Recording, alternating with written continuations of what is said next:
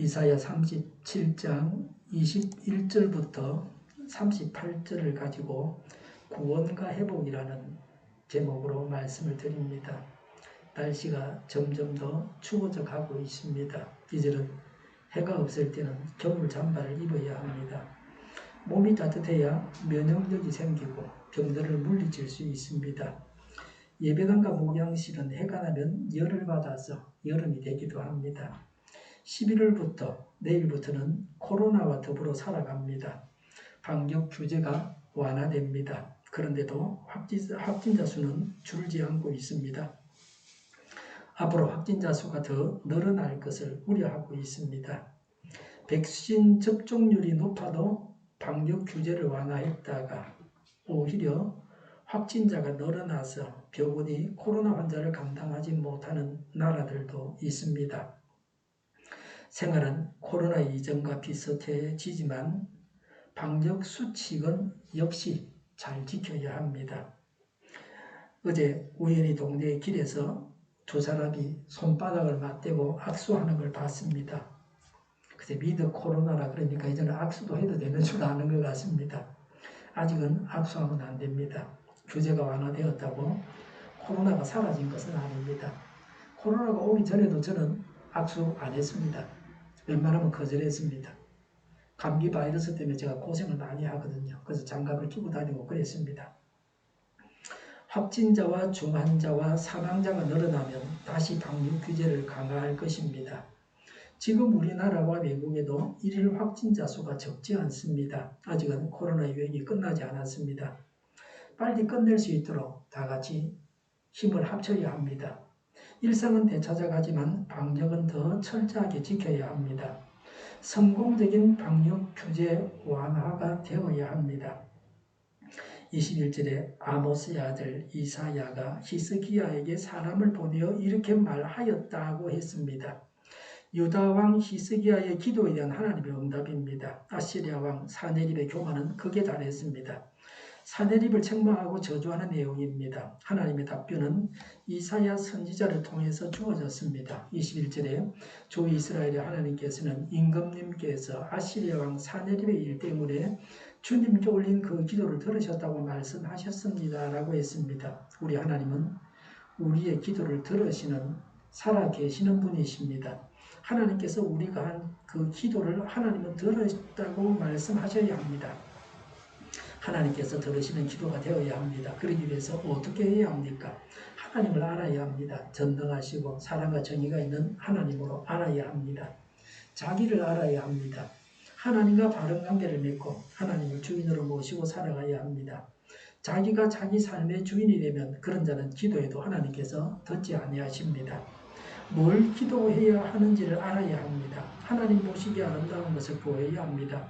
쓰레기를 구해서는 안 됩니다. 구할 만한 것을 구해야 합니다.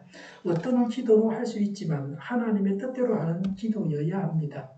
뭘 기도할 수 있는가 하는 문제에서 초신자는 더 많은 자유가 있습니다. 처음 믿은 자이기 때문에 하나님께 기도하고 구하는 그 믿음만 보아도 하나님께서 기뻐하십니다. 그래서 초신자는 자유가 많지만 중직자와 오래된 신자와 교역자들은 제대로 기도해야 합니다. 기도의 내용에 따라서 기도하고 나서 책망을 받을 수도 있습니다. 22절에 아시리아 왕을 두고 주님께서 다음과 같이 말씀하셨습니다. 아시리아 왕을 두고 이렇게 말씀하셨습니다. 22절에 처녀딸 시온이 너 사내립을 경멸하고 비웃는다. 딸 예루살렘이 오히려 물러나는 너의 뒷모습을 보며 머리를 흔든다고 했습니다. 처녀딸은 성경에서 땅이나 성읍을 의인화해서 이렇게 말합니다. 처녀딸이라고 말하므로 이방인에게 짓밟혀서는 안 되는 순결한 성읍이라는 것을 강조하는 표현입니다. 하나님은 그 백성의 죄와 가시를 속속들이 다 아십니다. 그러나 철저히 불경건한 자와 비교할 때는 하나님의 은혜로 된 그 백성의 순결한 덕을 정당하게 판단하십니다. 그리고 하나님의 백성을 옹호하십니다. 나는 비록 내 행실이 온전하지 못하지만 그리스도의 십자가 앞에 나아가서 제 씻음을 받고 있습니까? 그 당시 유다는 아시리아의 침략을 받아서 아시리아가 예루살렘을 조롱하고 비웃었습니다. 유다가 아시리아를 조롱할 처지가 못 됩니다. 그러나 앞으로는 처지가 바뀌어서 예루살렘이 아시리아를 조롱할 것이라고 합니다. 하나님께서 친히 아시리아의 교만을 꺾어버리시겠다는 것입니다. 하나님께서 구원하셔서 유다도 아시리아를 비웃게 된다는 겁니다. 여기서 아직 일어나지도 않은 일을 마치 이루어진 것처럼 말하고 있습니다. 하나님께서 마음을 정하셨으므로 이미 이루어진 것이나 다름이 없습니다. 23절에 내가 감히 누구를 모욕하고 멸시하였느냐? 내가 누구에게 큰 소리를 쳤느냐? 이스라엘의 거룩하신 분께 내가 감히 너의 눈을 부릅떴느냐? 라고 했습니다.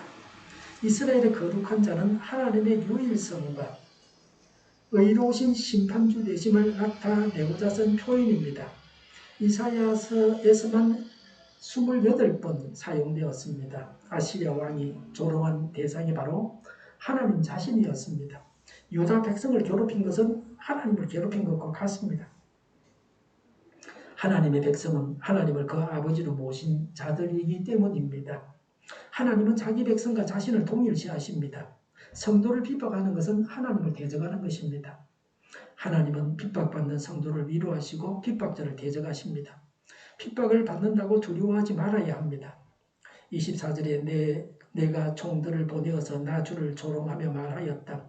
내가 수많은 병거를 몰아 높은 산 이 꼭대기에서 저 꼭대기까지 레바논의 막다른 곳까지 깊숙이 들어가서 키 큰 백향목과 아름다운 잣나무를 베어버리고 울창한 숲속 깊숙이 들어가서 그 끝간 데까지 들어갔고 라고 했습니다.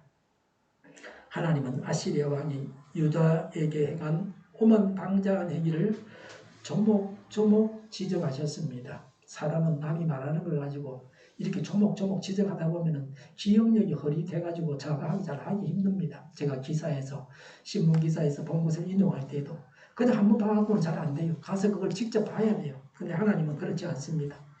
동영상을 촬영해 놓은 그 이상으로 정확하게 알고 계십니다. 그래서 하나하나 하나님이 지적하셨습니다. 사내립은 많은 병거를 거느리고 산꼭대기에 올라갔다는 것은 자신의 힘을 가시하기 위한 행동이었습니다. 병거를 이끌고 산꼭대기에 올라가는 것이 어렵습니다. 산꼭대기에 올라간 것은 그 땅을 정복했다는 것과 엄청난 군사력을 자랑하기 위함이었습니다. 전체 가나안 땅을 점령하겠다고 하는 교만한 야심에서 나온 행위가 산꼭대기에 병거를 이끌고 간 것입니다. 24절에 백향목과 잣나무를 베어버리고 그랬습니다. 레바논의 깊은 곳에 들어가서 백향목과 잣나무를 베었다는 말입니다. 벌목은 적에게 공포를 주기 위한 간섭입니다. 실제로는 주요 성읍 건축을 위해서 벌목을 했습니다. 24절에 그 끝간데까지 들어갔고 그랬습니다. 가나안 땅의 높은 산을 정복하고 특히 예루살렘을 정복하겠다는 말입니다. 모든 이스라엘 영토를 완전히 점령하겠다는 말입니다. 군사력만 믿고 있는 사내립의 교만한 은사였습니다. 하나님을 의지하지 않고 현재 자신의 조건과 형통한만을 믿고 오만 불순한 자들에게 멸망이 기다리고 있습니다. 25절에 그리고는 땅을 파서 다른 나라의 물을 마시며 라고 했습니다. 정복지에서 식수나이 있을 때에 우물을 파서 식수 문제를 해결하고 유다를 쉽게 이길 것이라고 장담했습니다. 25절에 발바닥으로 밟기만 하고서도 이집트의 모든 강물을 말렸다고 했습니다. 나일강 시류를 막아 강물을 말린 후 강을 건너 정복하겠다는 말입니다. 사내립은 이집트 나일강 하류 비옥한 평야 지대를 정복하지 못했습니다. 그의 계획은 그의 후계자 에셀 핫돈에 의해 이루어졌습니다.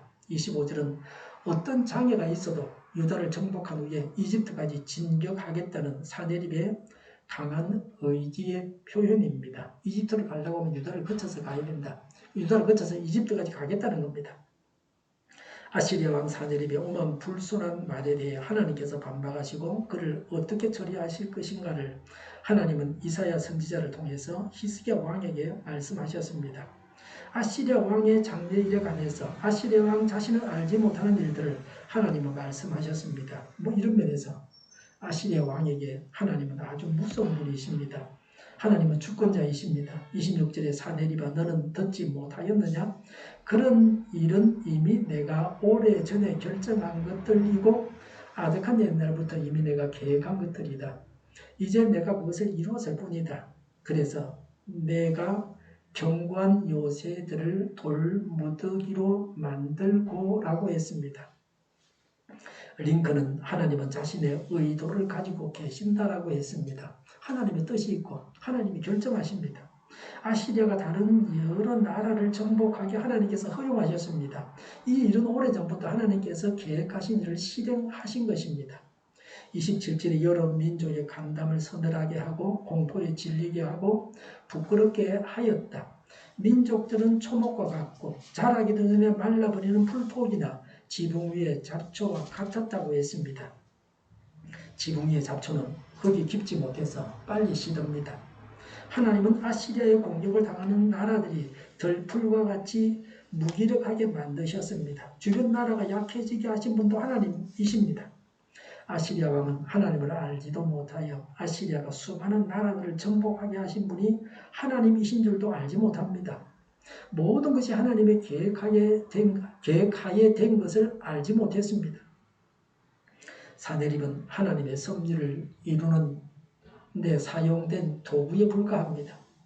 아시리아 왕은 하나님도 모르고 자기가 그렇게 되게 하신 분이 하나님인 줄도 모르고 자기가 잘나서 자기가 믿는 신이 강해서 강대국을 이룬 줄 알았습니다. 그러니 사내립은 어떻게 살아야 하는지 전혀 감을 잡지를 못했습니다. 교만하고 하나님을 대적하고 그렇게 하다가 망합니다. 모든 일을 이루시는 분이 하나님이십니다. 나를 이렇게 살게 하신 것은 하나님의 은혜입니다. 하나님께서 이 모든 일을 다 이루셨음을 알고 믿어야 합니다. 일어나는 모든 일 가운데서 하나님의 뜻을 깨닫고 하나님께 순종하려고 힘을 써야 합니다. 28절에 나는 다 알고 있다고 했습니다. 하나님은 모든 것을 다 아십니다. 전지하다 그렇게 말하죠.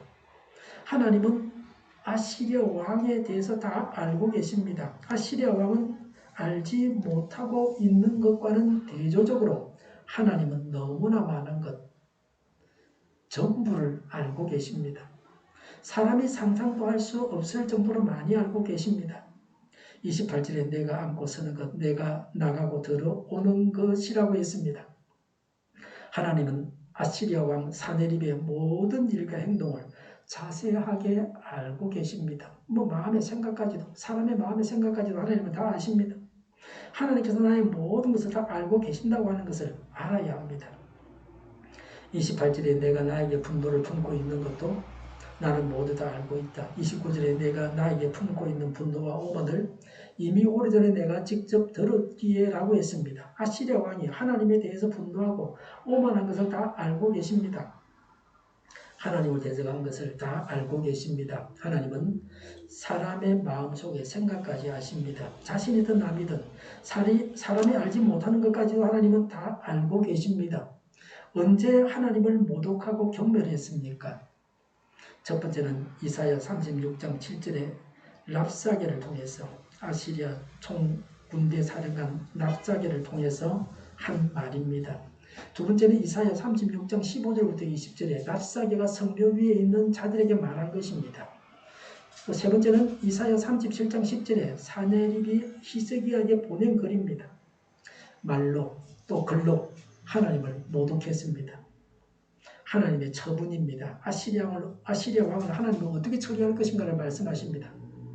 29절에 내가 너의 코를 갈고리로 꿰고 너의 입에 자갈을 물려 내가 왔던 그 길로 너를 되돌아가게 하겠다고 했습니다. 하나님께서 유다를 공격하는 자를 대적하십니다. 하나님께서 본국으로 돌아가게 하겠다고 하십니다. 더 이상 유다를 공격하여 포위해서 정복하려고 할 수 없습니다. 교만하여 고집이 센 사내립을 강제로 길들여서라도 복종하게 만드시겠다고 하는 하나님의 의지의 표현입니다. 아시리아군이 패배하여 본국으로 돌아간다는 말입니다. 궁극적으로는 악인들은 망하고 지옥에 가게 됩니다. 30절에 히스기야 임금님, 주님께서 임금님과 다음과 같은 증거를 보이실 것입니다. 라고 했습니다. 하나님의 증거를 예언했습니다. 30절에 금년에는 백성이 들에서 저절로 난 곡식을 먹고 내년에도 들에서 저절로 자라난 곡식을 먹을 것입니다. 라고 했습니다. 첫 두 해 동안은 아시리아의 침략으로 파종할 씨앗이 없어서 농사를 짓지 못해서 땅에서 저절로 나는 곡식을 먹게 됩니다. 씨앗을 뿌리지 않아도 농사를 짓던 땅에는 저절로 떨어진 씨가 자라서 먹을 것이 있습니다. 그러나 그 양이 작습니다. 우리 옥상에도 제가 봄에 조선 상추를 뿌렸습니다. 일반 상추는 한번 뿌리가 그 씨가 떨어지면 올라올 때 바로 그냥 꽃대가 생기고 그래서 먹을 게 없어요. 근데 조선 상추는 그렇지 않아요. 그 씨가 떨어지면 그 씨가 또 그 처음 씨처럼 계속 잎을 뜯어 먹을 게 있습니다. 그러니까 그 씨를 만드는 그 사람들이 두 번은 못 뜯어 먹게 만들어 놓는 거죠. 씨바다가 뿌려봐야 안 돼요. 근데 조선 상추는 그렇지 않아요. 지금도 뜯어 먹고 있어요. 화분 한 개에는 저절로 떨어진 게 있어가지고 지금도 뜯어 먹는다. 제가 뭐 겨울 나가지고 씨를 받지 못했으니까 그냥 떨어져가지고 또 뜯어 먹고 그럽니다. 그런 식으로 떨어진 씨에서 난 작물을 2년 동안 먹는다는 겁니다. 겨우 먹고 사는 겁니다. 전쟁으로 인한 피해가 이러합니다. 전 세계가 코로나로 일상이 어렵습니다. 위드 코로나, 코로나와 더불어 산다 이 말이죠. 완전한 회복은 아닙니다. 위드 코로나는 실내에서는 여전히 마스크를 쓰는 게 좋습니다. 그래야 합니다. 그래도 이전보다는 더 나은 생활을 할 수 있습니다. 뭐 몇 명이서 못 모이게 한다, 뭐 이런 거 있지 않습니까? 그런 규제가 많이 완화되었죠. 지켜야 할 것들을 잘 지켜서 그것을 기억해서 코로나로부터 완전한 탈출을 해야 됩니다. 오늘 아침 신문에는 몸에 붙이는 백신이 나왔습니다. 그거 붙이면 처음 감염된 사람도 낫고 뭐 그런다 그러는데 그 안에 패드인데 이게 몸에 붙이면 작은 침들이 몸에다가 면역력을 갖게 해주는 겁니다. 아프리카 같은 가난한 나라에는 냉장고가 없잖아요. 의사도 간호사도 없어요. 그 뭐 백신 줘봐야 놓지도 못해요. 보관도 못하고 그냥 버린다. 거기는 그냥 그런 거 주면 되죠. 일상 상온에 보관이 되니까 몸에 붙이기만 하면 됩니다. 근데 얼마 동안 효과가 있는지 얼마 동안 붙여야 되는지 그거는 없었어요. 그 기사에 나오지 않았어요. 제가 기자를 했으면 좀 자신 있었을 건데.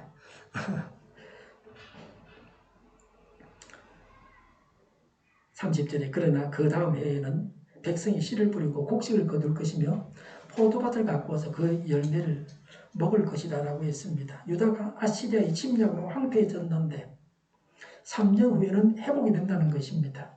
3년째에는 완전히 회복되어서 스스로 정착하여 먹게 된다는 겁니다. 전쟁이 끝이 나고 평화가 온다는 겁니다. 그들이 원하는 대로 평화가 옵니다. 곧 회복된다는 응답을 우리 모두가 하나님으로부터 받기를 바랍니다. 이것을 하나님이 증거로 주셨습니다. 코로나가 오기 전에 일상을 자유롭게 사는 것이 당연한 줄 알았습니다. 코로나 사태로 많은 제한을 받으면서 지금도 제가 마스크를 쓰고 설교하는 게 굉장히 불편합니다. 어떤 분들은 제가 마스크 쓰고 말하면 돕고 말해라. 무슨 말인지 못 알아듣겠다. 그래 말하는 어르신도 있습니다. 자유로운 일상이 행복이었다는 것을 알았습니다. 코로나도 끝난다는 것을 기대하면서 적절하게 또 지혜롭게 신중하게 대처해야 합니다.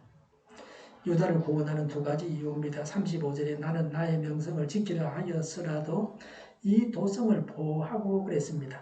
하나님은 하나님의 명예를 생각하셨습니다. 아시리아 왕은 하나님의 명예까지 짓밟았습니다. 그래서 하나님께서 아시리아를 징벌하십니다. 35절에 나의 종 다윗을 보아서라도 이 도성을 구원하겠다고 하셨습니다. 하나님은 조상 다윗과 맺은 언약을 신실하게 지키기 위해서 예루살렘을 구원하겠다고 하셨습니다. 이스라엘 나라의 초대 왕이었던 사울은 하나님이 폐위를 시켰습니다. 왕답지 못하기 때문에 끝장이 났습니다. 그래서 전쟁터에서 죽었고 다윗은 죄가 있었지만 그래도 하나님께서 용서하시고 끝까지 다윗의 후손이 영원히 왕도로 가게 그렇게 하셨습니다. 그런 다윗을 보고서 예루살렘을 유대 사람들을 구원하겠다고 하셨습니다. 하나님은 조상과 맺은 언약을 지키셔서 후손들을 보살펴 주십니다. 우리도 이런 믿음의 조상이 되어야 됩니다. 우리로 인해서 자녀들과 후손들이 구원을 받아야 됩니다. 32절에 만군의 주님께서 정절을 가지고서 이 일을 이루실 것이다 라고 했습니다. 유다의 회복이 인간의 능력이나 공로에 힘입어서가 아니라 순전히 하나님의 사랑과 신실하심에 의해서 이루어질 것임을 강조해 줍니다. 하나님은 사람과는 전혀 다른 방법으로 일을 이루신다는 것을 보게 됩니다. 오늘날 우리가 구원받은 것도 하나님의 무한하신 사랑과 언약의 신실하신 덕분입니다. 죽을 죄인을 죄 없다 하시고 자녀 삼아주신 하나님께 무한한 감사와 영광을 돌리는 것이 마땅합니다. 32절에 남은 사람들이 예루살렘에서부터 나오고 환난을 피한 사람들이 시온 산에서 나올 것이다 라고 했습니다. 아시리아의 1차 침입 때에도 2만 150명을 포로로 잡아갔다고 아시리아의 비문에 기록되어 있습니다. 이번 2차 원정에서도 상당수의 사람을 죽이고 유다 전역을 황폐하게 했을 것입니다. 그런 아시리아의 침략을 피해서 예루살렘과 시온 산으로 도망을 했던 자들이 아시리아 군대가 본국으로 돌아감으로써 본래 자신들이 살던 곳으로 되돌아가서 생업에 종사하게 된다는 겁니다. 31절에 유다 사람들 가운데서 난을 피하여 살아남은 사람들이 다시 땅 아래로 깊이 뿌리를 내리고 위로 열매를 맺을 것이다 라고 했습니다. 뿌리를 내린다 하는 것은 기초를 튼튼히 하는 것을 말합니다. 유다가 비록 아시리아의 침략을 받았지만 하나님의 보호하심으로 남은 자들을 통해서 나라가 다시 굳게 설 것을 말합니다. 아브라함과 다윗에게 주어진 하나님의 언약이 유효하여서 그로 인해 유다 왕국이 다시 견고하게 세워지고 번영하게 된다는 겁니다. 이 말씀은 요시야 통치 하에서 유다 백성들이 번영을 누림으로 실제로 이루어졌습니다. 이 세상을 살아가는데 수많은 불운과 적들이 있습니다. 그 가운데서도 살아남도록 한 것은 인간을 창조한 만큼이나 큰 기적입니다. 33절에 그러므로 아시리아 왕을 두고 주님께서 이렇게 말씀하십니다 라고 했습니다. 아시리아 왕에 대한 예언입니다. 하나님께서 주목하시고 아시리아 왕에게 말씀하십니다. 아시리아 왕에게는 두려운 일입니다. 이스라엘에게는 구원입니다. 33절에 그는 이 도성에 들어오지 못하며 이리로 활도 한번 쏘아 보지 못할 것이다. 방패를 앞세워 접근하지도 못하며 성을 공격할 토성을 쌓지도 못할 것이다 라고 했습니다. 아시리아의 일반적인 공격 전술이 여기에 나와 있습니다. 아시리아 군대는 활을 쏘아서 적군을 제압했습니다. 성에 가까이 접근해서 성벽보다 높은 담을 쌓았습니다. 그리고 성 안으로 진격해서 정복했습니다. 하나님은 이런 아시리아의 전술을 완전히 무력화시킨다는 겁니다. 활을 쏘아보지도 못하고 성벽에 접근해보지도 못하고 성 안으로 들어가지도 못하고 망한다는 겁니다. 하나님은 이런 아시리아의 전술을 완전히 무력화하셨습니다. 아시리아가 다른 나라에서 한 것처럼 전투에서 승리하지 못합니다. 시작해보지도 못한다는 겁니다. 사람은 이렇게 무력합니다.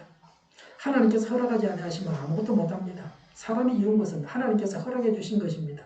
그래서 하나님을 알고 허락해 주신 하나님께 감사와 찬양을 드리는 것이 마땅합니다. 유다 군사가 전혀 전투에 참가할 필요가 없습니다. 유다는 한 명의 전사자라 피해도 없는 완전한 승리를 얻게 하신다는 겁니다. 전쟁의 성패가 군사력의 강함과 약함에 속한 것이 아닙니다. 오직 하나님께 속한 것임을 깨닫게 됩니다. 34절에 그는 왔던 길로 되돌아갈 것이고 이 도성 안으로는 절대로 들어오지 못한다. 이것은 나 주의 말이다 라고 했습니다. 그러니까 성 밖에 아시리아 진에서 하나님 끝장내겠다는 겁니다. 사내림은 침공하기 위해 왔던 그 길로 다시 돌아갈 것이라고 하는 예언입니다. 예루살렘을 공격하지 못하고 되돌아간다는 겁니다. 아시리아와 싸울 필요가 없다는 겁니다. 하나님께서 악한 세력을 제어하십니다. 악은 한계가 있습니다. 하나님께서 전적으로 싸워주셔서 사람이 나가서 싸울 필요가 없게 하겠다고 하십니다. 최고로 손쉽게 전쟁에서 승리하게 하겠다고 하십니다. 이런 기쁨을 우리에게 주십사고 강구해야 합니다. 우리나라가 적보다는 선하고 하나님 앞에 바로 서 있다면, 교회가 하나님 앞에서 교회답다면 적을 막아주셔서 우리가 망하지 않게 하실 것입니다. 우리가 적보다도 더 악하고 우리가 심판의 대상이 되면 망하게 하실 겁니다. 하나님의 손에 달려 있습니다. 우리는 회개하고 하나님 앞에 바로 서야 합니다. 예언의 성취, 하나님의 심판을 말씀합니다. 36절에 그런 다음에 주님의 천사가 나아가서 아시리아군의 진영에서 18만 5천 명을 쳐 죽였다. 다음날 아침이 밝았을 때에 그들은 모두 죽은 시체로 발견되었다고 했습니다. 로가우는 악은 때로 승리를 얻지만 결코 정복자가 되지 못한다고 했습니다. 하나님께서 친히 아시리아 군사를 그들의 진중에서 죽이셨습니다. 출 이집트 때에 이집트의 장자를 쳐서 죽인 것 같이 하셨습니다. 생명의 주인이 하나님이십니다. 하나님은 이렇게 하실 수 있습니다. 하나님의 천사들이 칼로 쳐 죽였던지 급성 전염병이나 독극물로 인해서 18만 5천 명이 죽임을 당했습니다. 성경이 자세히 기록을 안 했기 때문에 우리가 알지 못합니다. 역사 같은 부금이라도 해보겠지만 그 당시에는 그런 게 없었으니까 모릅니다. 그냥 그렇게 죽었습니다. 오늘날로 말하면 화생망정까지 사용했다고 볼 수 있습니다. 37절에 아시리아 왕 사네립은 그곳을 떠나 니느웨 도성으로 돌아가서 머물렀다고 했습니다. 얼마나 놀랬겠습니까? 18만 5천 명이 그냥 자기도 모르는 채 다 죽었다. 적군이 서로 온 것도 아니고 그게 뭐 하나님 하셨다고 우리 봐야 안 되겠어요. 하긴 뭐 그것도 몰랐을 수가 있어요. 자기는요. 히스기야나 유다 백성이나 성경을 보는 사람은 하나님이 하셨다는 걸 우리가 알고 있지만 그런 일을 당했으니까 얼마나 두려웠겠습니까? 눈에 보이지 않는 적에 의해서 그냥 군대가 대패를 했습니다. 다 죽었습니다. 많은 군사들이 죽은 것을 보고서 아시리아 제국의 수도 니느웨로 돌아갔습니다. 예루살렘을 공격하려던 계획을 포기했습니다. 더 버텼으면 다 죽게 됩니다. 왕까지도 죽었을 겁니다. 그나마 살아남은 자가 있고 왕이 죽임을 당하지 않은 것이 하나님의 은혜입니다. 리비아 같은 나라에는 그 지도자를 제거하고 나니까 나라가 혼란에 빠졌지 않습니까? 그래서 하나님이 지도자를 죽이지는 않았어요. 군대만 죽이고 말았어요. 이런 면에서 하나님은 악인에게도 자비로우십니다. 사네립은 니느웨에서 20년간 더 살았습니다. 그동안 사네립은 다른 지역을 원정했습니다. 그런데 예루살렘은 공격할 마음을 갖지 못했습니다. 얼마나 두려웠겠습니까? 또 갔다가 자기마저 죽을 수 있는데요. 그래서 유다는 평온했습니다. 38절에 그러던 어느 날 그가 자기 신 니스록의 신전에서 예배하고 있을 때에 그의 두 아들 아드람멜렉과 사레셀이 그를 칼로 쳐 죽이고 아라라 땅으로 도망하였다. 그 뒤를 이어 그의 아들 에살 핫돈이 왕이 되었다고 했습니다. 이사야 37장 7절에 자기 나라에서 칼에 맞아 죽는다고 한 예언이 이루어졌습니다. 아들에게 죽임을 당했습니다. 정확하게 말하면 두 아들이죠. 아들들에게 죽임 당했습니다. 가장 비참하게 죽었습니다. 하나님의 정의의 심판의 결과였습니다. 아들이 아비를 위해서 적들과 싸워줘야 하는데 아들들이 아비를 쳐 죽였습니다. 자기 아들에게 살해당한 아버지가 되었습니다. 그 속사정이 뭔지는 성경에 기록 안 됐으니까 제가 모릅니다. 아들들의 원한이 오죽했으면 아버지 왕을 쳐 죽였겠습니까? 아시리아 왕은 그의 신에게 경배하다가 죽임을 당했습니다. 우상 숭배하다가 자기 신 우상을 섬기다가 죽임 당했습니다. 히스기야가 성전에 나가서 위로를 받았던 것과 대조적입니다. 우상이 그를 보호해주지 못했습니다. 우상이 하나님의 징벌을 막아주지 못합니다. 자신을 지켜주지도 못하는 우상을 믿고 의지하는 어리석은 인간입니다. 썩은 지푸라기 같은 우상을 부여잡지 말아야 됩니다. 인터넷 시대에도 점쟁이는 있습니다. 매일 그날의 운세를 인터넷에 올리는 사람도 있습니다. 나쁜 것을 보지 않으면 됩니다. 저는 그런 거 안 봅니다. 인터넷으로 성경과 찬송을 듣고 설교를 들어야 됩니다. 인터넷으로 코로나와 생활과 건강에 도움이 되는 정보를 받아봐야 합니다. 누구를 대통령으로 뽑아야 되는지 하는 것도 우리가 신문을 보고서 판단해야 됩니다. 직접 국회 갈 수도 없지 않습니까? 직접 청와대 가는 것도 아니고 말이죠. 이런저런 기사들을 보고서 우리가 판단해야 됩니다. 백성 노릇하는 것도 쉬운 일이 아닙니다. 하나님을 하나님으로 알고 겸손하게 말하고 행동해야 합니다. 자신만을 알고 자기 힘을 믿고 하나님을 대적하는 자는 망합니다. 당하는 어려움을 두고 하나님께 기도해야 합니다. 하나님을 대적하는 자, 교만한 자는 반드시 망하고 맙니다. 말로 글로 하나님을 대적하다가 망하고 맙니다. 하나님 앞에서 겸손해야 합니다. 하나님을 의지해야 합니다. 하나님을 의지하는 자는 하나님으로 인해서 살게 됩니다. 하나님을 믿어서 복을 받고 하나님으로 인해서 형통하시기 바랍니다. 하나님을 믿는 자들을 구원하셔서 하나님께서 믿는 자들을 구원하셔서 회복시켜 주십니다. 하나님은 범죄자를 말씀하신 대로 벌하십니다. 하나님은 구원자이십니다. 우리에게도 하나님의 구원이 나타나기를 바랍니다. 죄를 버리고 회개하고 겸손하게 하나님을 의지하고 하나님께 기도하고 하나님의 구원과 회복을 늘 경험하며 살아야 되겠습니다. 우리나라 교회가 그러해야 되고 그래서 우리나라가 살아야 됩니다. 살아남기만 하면 앞으로는 우리나라가 지투국가가 된다 그럽니다. 뭐 예언자들이 그렇게 말하고 있습니다. 살아남아야 됩니다. 하나님이 죽여버리시면 끝나는 겁니다. 기도하겠습니다. 하나님께 범죄하지 않게 하옵소서. 죄를 버리고 회개하여 용서받고 겸손하게 하나님만 의지하게 하옵소서. 하나님께 기도하게 하옵소서. 하나님의 구원과 회복을 늘 경험하며 살게 하여 주시옵소서.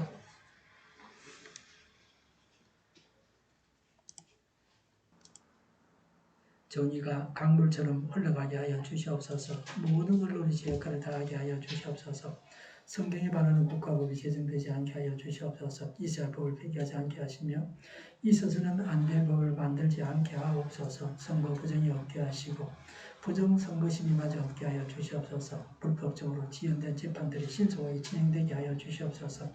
코로나19가 퇴치되고 전 세계적으로 백신을 신속하게 대량 생산해서 충분히 공급하고 치료제가 나오고 같은 생활이 끝나게 하여 주시옵소서. 오늘보다 내일이 더 낫게 하옵소서.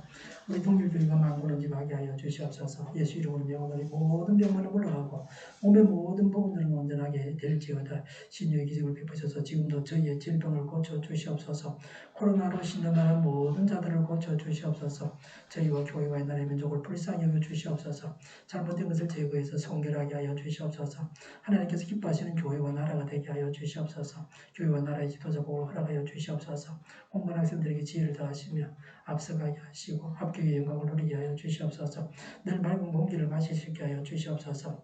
주 예수 그리스도의 은혜와 하나님의 사랑과 성령의 사귐이 죄를 버리고 회개하고 겸손하게 하나님을 의지하고 하나님께 기도하고 하나님의 구원과 회복을 늘 경험하며 살겠다고 다짐하는 모두와 함께 하기를 빕니다. 아멘.